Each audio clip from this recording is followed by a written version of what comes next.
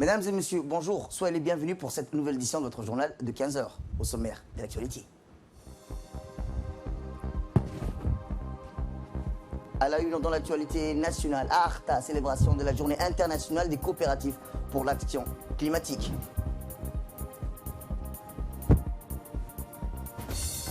Et dans l'actualité internationale en Europe, la pandémie du Covid-19, une nouvelle vague de mesures sanitaires ont été prises. C'était les titres. Merci si vous nous rejoignez. Et je vous le disais dans le titre, le ministère des Affaires sociales et de la Solidarité a organisé dans le cadre de la Journée internationale des coopératives qui est célébrée chaque année au mois de juillet par la communauté internationale, par une visite d'une coopérative qui se distingue par son apport à la réalisation des objectifs de l'économie sociale et solidaire, qui a fait l'objet d'une loi promulguée plutôt en 2019. Compte tenu de la contrainte imposée par la pandémie du Covid-19, cette année, le thème retenu est l'action des coopératives dans la lutte contre le changement climatique ont des graves conséquences sur les conditions de vie des populations du monde entier. Il s'agit là de la coopérative Doudafiane 6 à Douda dans la région d'Arta. Le ministère des Affaires sociales et de la Solidarité, accompagné par le ministère de la Culture, de l'Élevage et des Ressources hydrauliques, ainsi que le secrétariat d'État à la décentralisation, le préfet d'Arta, le président du conseil régional, le sous-préfet, des partenaires internationaux tels que le PAM, l'UNICEF. Puis la délégation a procédé à la remise des dons des matériels productifs à cette coopérative pour leur démontrer du soutien indéfectible du gouvernement et à des structures actives, surtout dans les situations difficiles, comme telles que notre pays a subi durant la pandémie du Covid-19. La secrétaire générale du ministère des Affaires sociales et de la Solidarité a expliqué dans son extrait que le changement climatique a des graves conséquences sur les conditions de vie. Écoutons-la. Ici à Douda, monsieur le préfet, monsieur le président du conseil régional, monsieur le sous-préfet, mesdames et messieurs, nos partenaires sectoriels, mais aussi nos partenaires onusiens qui nous accompagnent dans nos programmes et dans nos objectifs en matière de lutte contre la précarité, de lutte contre la pauvreté. Nous les remercions par rapport à leur accompagnement quotidien. Aujourd'hui, nous sommes là aujourd'hui au terrain à Douda, dans une des coopératives qui est une coopérative très active, très dynamique, Douda Fi'an. C'est pour fêter avec eux, marquer, comme dans l'accoutumée, la journée internationale des coopératives. Vous savez, au niveau du ministère des Affaires sociales et de Solidarité, nous prenons la promotion de l'économie sociale et solidaire. L'économie sociale et solidaire que nous avons commencé réellement à le célébrer, à le marquer par des événements à partir de l'année dernière. L'année dernière, nous avons un des événements qui a été organisé était la promulgation des textes de loi. Parce que les textes de loi qui ont été institués pour les coopératives sont très récents. Donc il fallait que les partenaires sectoriels, les ministères connaissent déjà qu'est-ce qu'une coopérative, quelle est la loi qui le registre, comment fonctionne-t-elle, qui sont-elles. C'était vraiment une mise à l'échelle par rapport aux textes de loi qui existaient. Aujourd'hui, nous avons voulu connaître ces coopératives. Comment vivent-elles, de quoi vivent-elles, comment peuvent-ils créer cette richesse qu'on nous a promossée. Parce que l'objectif final des coopératives, ce n'est pas des associations et ce n'est pas des entreprises à but lucratif. C'est entre les deux, c'est pour pouvoir un peu drainer toute une économie qui n'est ni capitaliste ni sociale. Voilà, c'est entre les deux que nous avons voulu mettre l'accent sur le CERF. Donc merci vraiment à tous les coopératifs, tous les membres, tous les jeunes actifs de Douda, la région de Arta. Après la remise d'un don des matériels productifs, les délégations ont visité les stands des fruits et légumes du périmètre agricole irrigué de la coopérative Douda Fi'ani. Ensuite, les délégations ont visité le central de pompe à irrigation qui est en panne. Ils ont exhorté les femmes de la coopérative de régler l'état de cette pompe à irrigation dans le plus bref délai.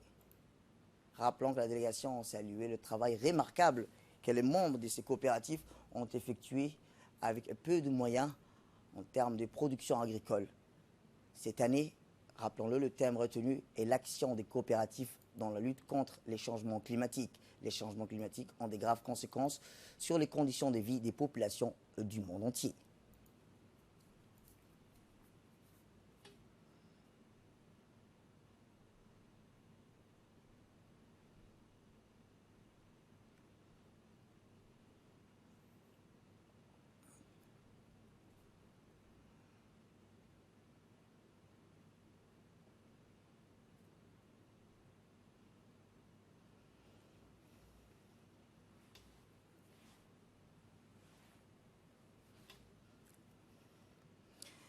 Les jeunes d'Obok, accompagnés d'un sous-directeur régional du secrétariat d'État à la jeunesse et au sport d'Obok, M.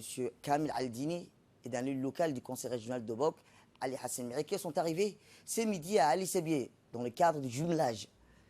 À leur arrivée, la délégation a été accueillie par le président du conseil régional d'Ali Sebié, M. Omar Ahmed Ouaïs, le directeur des régions, Omar Hassan Abdillahi, et le directeur adjoint, M. Youssef Abdallah Ali, ainsi que la directrice du CDC de la région d'Ali Sebié, Mme Aïcha Nuho, et ses collaborateurs au siège du conseil régional. Dans son allocution, le président du CRA a exprimé ses joies à un moment de partage entre les deux régions et a lancé un message en direction des jeunes pour l'apprentissage, les échanges culturels et à la découverte de la région. Il les a honorés, ces jeunes d'Obok, par un déjeuner d'honneur à l'hôtel des Palmarès à Ali Sebié. Rappelons que c'est pour resserrer les liens d'amitié qui unissent Obok et Ali Sebié. Ces déjeuners symbolisaient à instaurer les liens et les échanges étroits permanents entre ces deux régions. Ce geste noble de la part du président de CA a été apprécié par les jeunes Obokois en guise de ce jumelage. Après le conseil régional, le préfet de la région, Moussa Aden, a reçu dans son bureau cette même délégation du secrétariat à la jeunesse et au sport. Les jeunes d'Obok participaient à ce jumelage.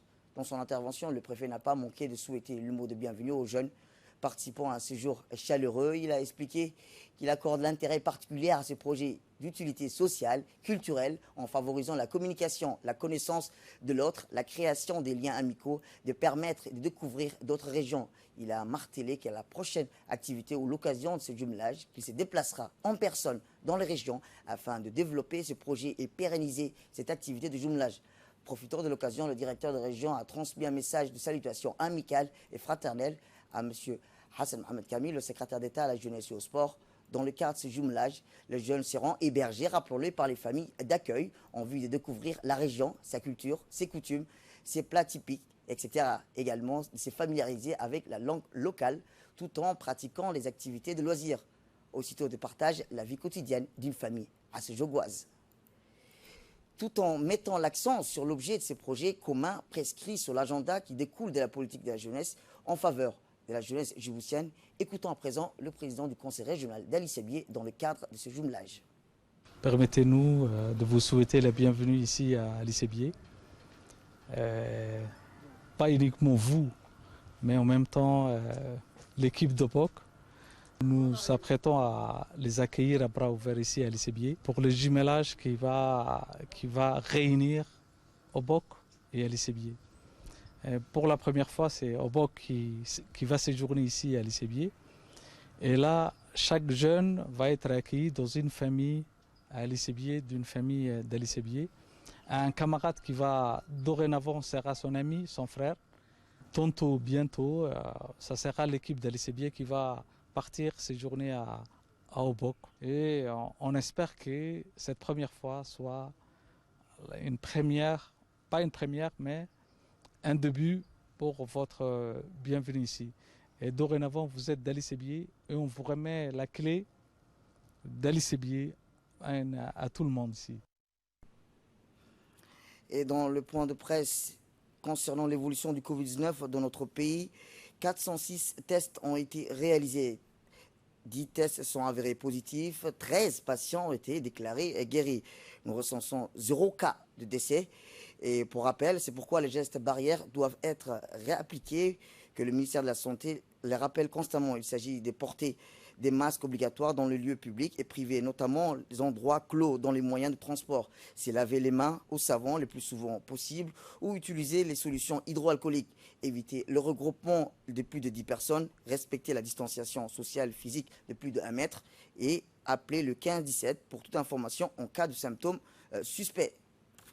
Et dans l'actualité internationale, je vous le disais, face à la multiplication des contaminations, plusieurs pays d'Europe continuent de durcir les mesures sanitaires. Ainsi, l'Allemagne a autorisé l'adoption des mesures de confinement durcies au niveau local avec des interdictions de sortie dans des zones géographiques limitées en cas de pic de contamination. Berlin redoute surtout le retour des vacanciers, en particulier ceux revenant des plages du Porto méditerranéen. Les images des bars, des bières des îles espagnoles, les Majorques remplis, l'Allemand sans masque et de protection ont suscité les rétromonstances de plusieurs ministres, des chefs de la diplomatie, fustigeant les comportements inconscients de certains. Et toujours dans l'actualité internationale, les 27 dirigeants de l'Union européenne s'avanceront sur la Champagne vendredi pour leur retrouvaille à Bruxelles. Rien n'est moins sûr car ils doivent s'entendre sur un plan de relance, loin de faire l'unanimité malgré la récession historique qui menace. Le chef d'orchestre du sommet, le président du Conseil Charles Michel, a pourtant mis la pression dans sa lettre d'invitation envoyée mercredi soir. Il exhorte les chefs d'État et de gouvernement à trouver un compromis pour soutenir l'économie face à la pandémie du Covid-19. C'est tout pour cette édition. Merci à vous de nous avoir suivis. Restez avec nous pour la suite de nos programmes télévisés et bon week-end à vous.